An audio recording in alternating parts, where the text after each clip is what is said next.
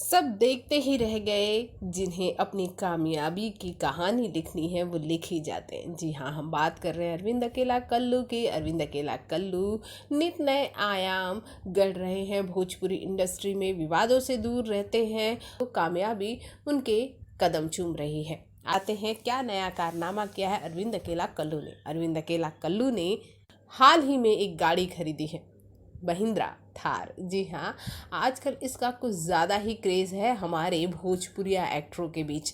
लगातार सभी जिसे देखिए वो इस गाड़ी को परचेस कर रहा है। ये लग्जरी गाड़ी है, 12 लाख में अरविंद अकेला कल्लू ने इसे परचेस किया है। और आज इन्होंने इस गाड़ी के साथ अपनी एक फ़ोटो डाली है ब्लैक महिंद्रा थार के साथ, और ये कहा है कि इसे लेने का सपना काफ़ी दिनों से था। खैर, आपको ये बता दें कि ये गाड़ी आजकल भोजपुरिया एक्टरों के बीच काफ़ी पॉपुलर हुई है। और वैसे भी भोजपुरिया ही क्यों, हमारे बॉलीवुड में भी इस गाड़ी को लेकर काफ़ी क्रेजी लोग हैं।